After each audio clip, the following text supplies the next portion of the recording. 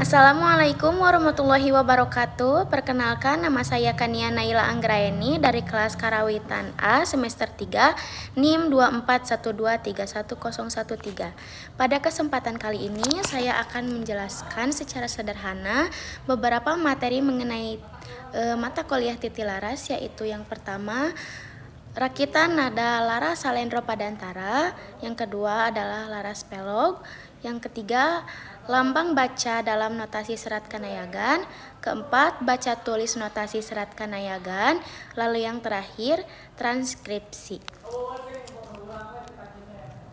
Yang pertama, laras salendro padantara. Salendro padantara merupakan laras salendro yang jarak interval dari nada ke nadanya sama rata, yaitu 80 sen. Pada awalnya, Raden Mahyar Anggakusuma Dinata menyimpulkan bahwa laras salendro itu adalah padantara yang terdiri atas 5 nada saja dengan nada ke-6 sebagai oktav atau gembiangnya. Adapun suarantara atau interval dari laras salendro yaitu singgul, tugu, loloran, panelu, galimer, dan singgul. Dengan jarak interval setiap nadanya adalah 240 sen. Melalui penelitian selanjutnya, Raden Mahyar Anggakusuma Dinata membagi dua dari masing-masing suarantara dalam laras salendro menjadi 120 sen sehingga ukurannya menjadi sebagai berikut. Yaitu yang pertama ada singgul, samaran, tugu, jawil, loloran, panangis, panelu, mangu, galimer, pamiring, dan singgul. Penelitian pun berlanjut. Kemudian Raden Mahyar Anggakusuma Dinata membagi 3 dari 240 sen suarantara dalam laras salendro menjadi 80 sen sehingga ukurannya menjadi sebagai berikut. Singgul atau la, manis miring atau da miring, pengasih malang atau la malang, tugu atau da, loloran miring atau mi miring, manis malang atau da malang, loloran atau mi, panelu miring atau na miring, loloran malang atau mi malang, panelu atau na, galimer miring atau ti miring, panelu malang atau na malang, galimer atau ti, pengasih miring atau la miring, galimer malang atau ti malang, dan singgul atau la. Dari ke-15 nada tersebut, setiap nada dapat dijadikan pangkal laras atau patokan nada dalam menentukan surupan dalam laras, degung, dan madanda. Lalu yang kedua adalah penjelasan mengenai laras pelog. Raden Mahyar Anggakusuma Dinata menjelaskan bahwa pelog pada dasarnya juga termasuk kepada jenis rakitan laras yang padantara atau terutama pada rakitan laras pelog 9 nada. Skema rakitan laras pelog 9 nada yaitu tugu atau da dilambangkan dengan huruf T, loloran atau mi dilambangkan dengan huruf L, bungur atau na miring dilambangkan dengan huruf U, panangis dilambangkan dengan huruf PS, panelu atau na dilambangkan dengan huruf P, galimer atau ti dilambangkan dengan huruf G, singgul atau la dilambangkan dengan huruf S, pamiring dilambangkan dengan huruf PM, sorog atau la malang dilambangkan dengan huruf O, tugu atau da dilambangkan dengan huruf T. Jarak interval setiap nada ke nada dalam laras pelog 9 nada adalah 133,3 sen. Yang ketiga yaitu materi lambang baca dalam notasi serat kanayagan. Notasi serat kanayagan atau yang dikenal juga sebagai notasi Daminatila diciptakan oleh seorang tokoh karawitan Sunda yaitu Raden Mahyar Anggakusuma Dinata pada tahun 1923. Dalam notasi tersebut terdapat lambang-lambang angka yang mewakili bunyi nada pada tangga nada dalam karawitan Sunda. Nada-nada pokok pada notasi Daminatila dilambangkan dengan angka 1 sampai dengan 5.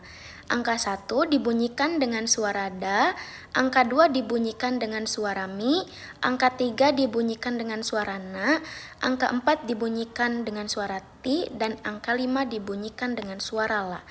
Selain nada-nada pokok yang dilambang dengan angka 1 sampai dengan 5, Kusuma Dinata juga membuat nada-nada hiasan atau nada papaes yang juga dilambangkan dengan angka yang dibubuhi tanda plus dan minus di belakangnya, yaitu da minus yang dibunyikan dengan suara di, na minus yang dibunyikan dengan suara ni, dan 5 plus yang dibunyikan dengan suara le, dan mi plus yang dibunyikan dengan suara me. Untuk membedakan antara nada sedang, rendah, dengan tinggi digunakan pembubuhan tanda titik di bawah atau di atas angka. Nada sedang tidak dibubuhi titik, nada rendah dibubuhi tanda titik di atas, dan nada tinggi dibubuhi tanda titik di bawah. Semakin banyak tanda titik yang dibubuhkan, semakin rendah atau semakin tinggi pula nada yang dibunyikan. Selain angka 1 sampai dengan 5 sebagai simbol nada, dalam sistem notasi Daminatila juga terdapat simbol lain berupa angka 0 dan tanda titik. Simbol berupa angka 0 merupakan tanda istirahat, sedangkan simbol berupa titik merupakan tanda untuk memperpanjang bunyi nada yang berada di depan tanda titik tersebut. Polaritme dalam sistem notasi Daminatila disimbolkan dengan garis horizontal yang terletak di atas nada.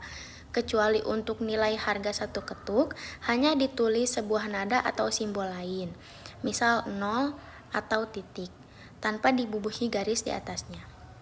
Materi keempat yaitu baca tulis notasi serat Kanayagan dengan konsep surupan. Surupan adalah penetapan susunan nada dalam suatu laras yang berpatokan pada suatu pangkal laras yang ditentukan. Untuk nada dalam laras degung dengan surupan lain dapat disusun dengan menempatkan nada 2 atau 1 sesuai dengan patokan dalam nada mutlak yang diinginkan.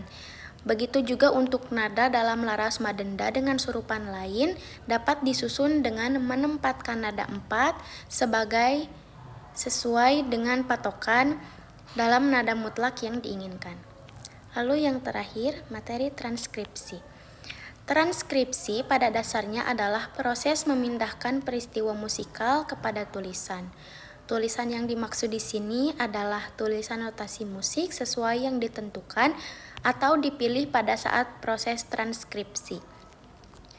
Hal tersebut sebagaimana yang dijelaskan oleh Neol sebagai berikut. Transkripsi adalah proses untuk menotasikan bunyi dari yang tidak tampak menjadi simbol bunyi yang dapat dilihat.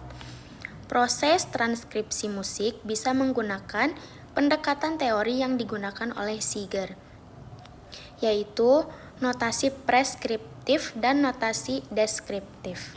Notasi preskriptif adalah metode penulisan notasi yang ditujukan sebagai pengingat untuk penyaji musik dalam memainkan sebuah komposisi musik, sehingga yang dituliskan hanya sebagian pokok dari karya musik. Sedangkan notasi deskriptif adalah metode penulisan notasi yang disampaikan kepada pembaca atau pemain secara detail berikut ciri-cirinya dan belum diketahui oleh si pembaca atau pemain. Sekian penjelasan dari saya, mohon maaf apabila ada salah kata dan kekurangan. Terima kasih. Wassalamualaikum warahmatullahi wabarakatuh.